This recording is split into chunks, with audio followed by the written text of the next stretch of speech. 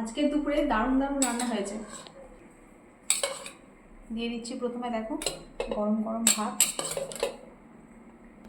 আচ্ছা দেখো, গন্ধরাজ লেবু গন্ধ পাচ্ছ না? কাগজি লেবু, এটা গন্ধরাজ লেবুই বটে। ঠিক আছে, মানে তুমি কাগজি বলে এনেছো, গন্ধটা গন্ধরাজের মতনই লাগছে। যাই হোক, যা বটে বটে, খেতে তো হবে, খেতে গিয়ে দেখবে। আর এখানে কি রয়েছে, এটা ওইটা ডাল সেদ্ধ কালকের একটু। মিঠি চলে আয় চলে আয়, মিঠি আমাকে উকি দিচ্ছে। সব শেষে হলো বন্ধুরা, এটা কাগজি লেবু, কিন্তু গন্ধটা খুব ভালো, অনেকটা গন্ধরাজ লেবুর মতো গন্ধটা আছে, তাই তো? টাটকা লেবু। করেছি মুসুর ডাল।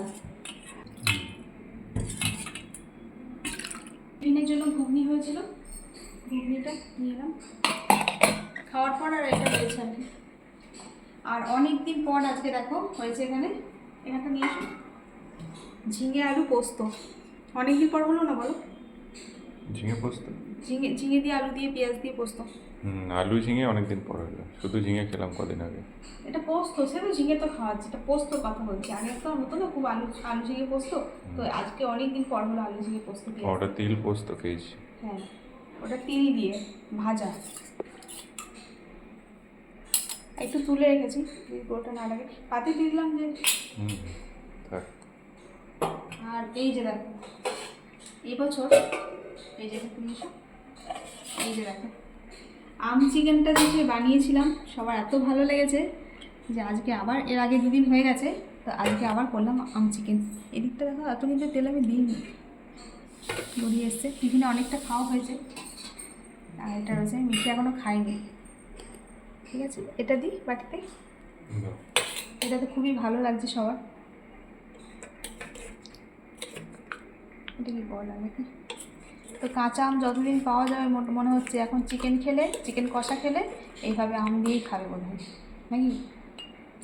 ভালো লাগছে যখন এরকমভাবেই করবে, খেতে ভালো লাগে। কষার থেকে এটা খেতে বেশি ভালো লাগে। কষাই তো এটা, মানে টক টকের টেস্টটা বলো, টকের আম দিয়ে কষা, প্লেন কষা যেটা করো আম ছাড়া, হ্যাঁ তার থেকে বেশি ভালো লাগে। ভালো লাগছে, টক টক আছে না? এই যেটা তোমাকে দিলাম, আর দেবো মশলা দেবো না। আর আমি কিন্তু আজকেটা কিন্তু খেতে খুব ভালো হয়েছে, ঠিক আছে। আর এই যে লেবু তো দিয়েছি। আর এখানটা দেখো, কালকে সন্ধ্যাবেলা আম খাওয়া হচ্ছিল, তো পাকা আম, তার মধ্যে একটা পাকা আম ছিল টক মিষ্টি চোপসা সব রকম মিলিয়ে মিশিয়ে, মানে ভালো না, শক্ত শক্ত। তাই ভাবলাম যে কালকে যখন চিকেন রান্না হবে, তাহলে এটাকে একটুখানি চিনি দিয়ে চাটনি করে রাখি। আর উপর থেকে যে তেল দিইনি, একটুখানি পাঁচফোড়ন ভেজে গুঁড়িয়ে দিয়েছি, আর একটুখানি শুকনো লঙ্কা কুচি কুচি করে দিয়েছি। খেতে কিন্তু খুব ভালো লাগছে চাটনিটা। আর এই যে এখানটা রয়েছে টক দই, শেষ পাতে খাওয়ার জন্য টক দই আছে। মাছের টক মা কালকে আবার করবে। ডাল আর ঝিঙে আলু পোস্ত, এই দিয়েই তো অনেকটা ভাত খাওয়া হয়ে যায়। চিকেন কষা রয়েছে, তার আবার কি লাগে? চিকেন কষা রয়েছে, রুটিতেও হয়ে যাবে। তো জন্য এখন টাটা, আবার পরে দেখা হবে। আর শেষ পাতে চাটনি আর টক দই।